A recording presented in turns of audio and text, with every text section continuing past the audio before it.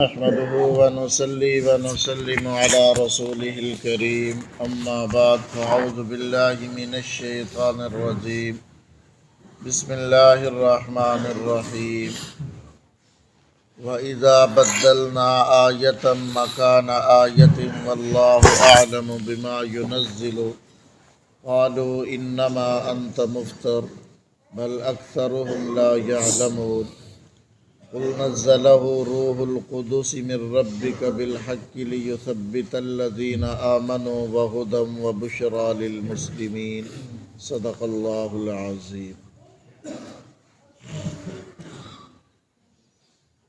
ان آیتوں میں اللہ تعالیٰ نے مشرکین مکہ کے ایک اعتراض کا جواب دیا ہے۔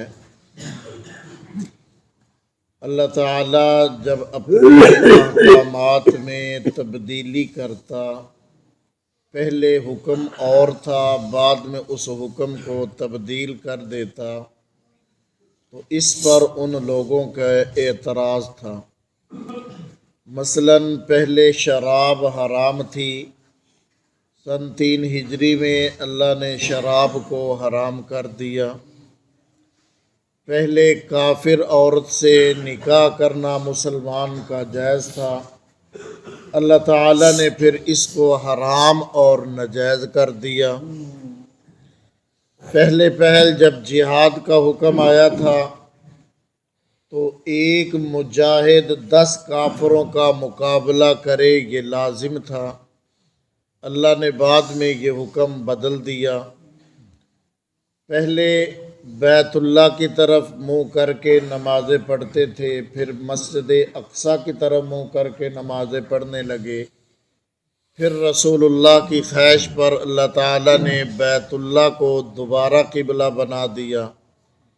اس پر وہ کہتے کہ اللہ تعالیٰ اپنے احکامات میں تبدیلی کیوں کرتا ہے، معاذ اللہ اللہ کے بارے میں جاہلانہ باتیں کرتے کہ کیا اللہ کو پہلے علم نہیں تھا کہ اب اللہ نے حکم کو بدل دیا۔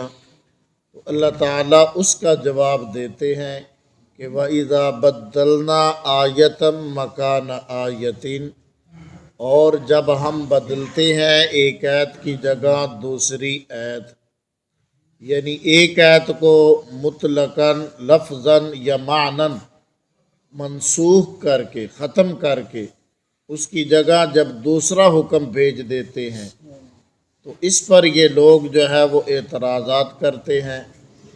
حالانکہ اللہ تعالیٰ جو حکم پہلی مرتبہ یا دوسری مرتبہ بھیجتا ہے، اس کی مصلحت کو، اس کی حکمت کو وہی خوب جانتا ہے کہ جن کو یہ حکم دیا گیا ان کے حالات کے اعتبار سے ایک وقت میں مصلحت کچھ تھی، دوسرے وقت میں مصلحت کچھ تھی۔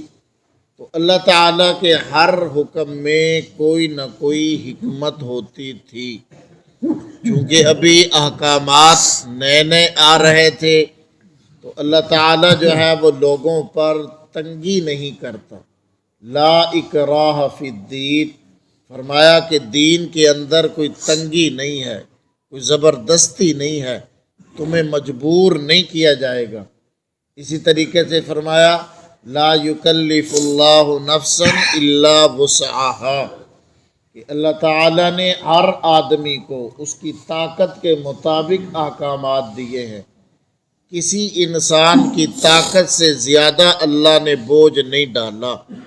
تو اللہ تعالیٰ چونکہ بندوں کے حالات کو بہتر جانتے ہیں، اس لیے یہ ایسا ہی ہے جیسے ڈاکٹر کے پاس آپ علاج کے لیے جائیں تو وہ بیماری دیکھ کر ایک دوائی تجویز کرتا ہے اور کہتا ہے 2 دن کے بعد پھر آنا چیک کرانا۔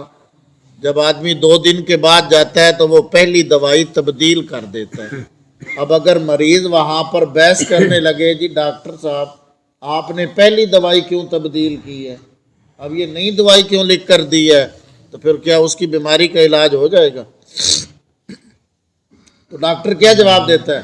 بھی ڈاکٹر میں ہوں یا تو ہے، ڈاکٹر میں ہوں یا تو ہے، علاج میں کر رہا ہوں یا تو کر رہا ہے؟ تو اس وقت خاموش ہو جاتے ہیں۔ تو اللہ کے بارے میں ہم اعتراضات کرنے بیٹھ جاتے ہیں بھی اللہ تعالیٰ بہتر جانتا ہے کس موقع کے لیے، کس جگہ کے لیے کیا حکم دینا ہے۔ اب جو ہے وہ عام حکم ہے کہ تکبر اللہ کو پسند نہیں ہے، اور تکبر کرنے والوں کو اللہ پسند نہیں کرتا۔ تکبر کرنے والوں کو اللہ تعالیٰ بہت سخت سزا دے گا۔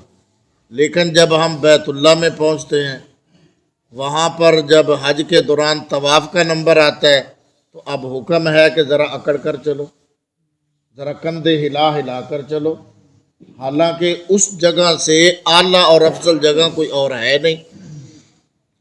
سب سے زیادہ قرب اللہ کا وہاں پر نصیب ہوتا ہے، لیکن اس کے باوجود وہاں حکم ہے کہ ذرا کندھے ہلا ہلا کر جو ہے وہ سینہ تان کر چلو۔ اب وہاں پر اکڑ کر چلنے کا حکم دیا جا رہا ہے، تو یہ اللہ کی مرضی ہے، جس مقام کے لیے جو وہ حکم دے وہ بہتر جانتا ہے۔ تو اس لیے اللہ کی ذات پر ایسا اعتراض کرنا یہ بہت بڑی جہالت ہے۔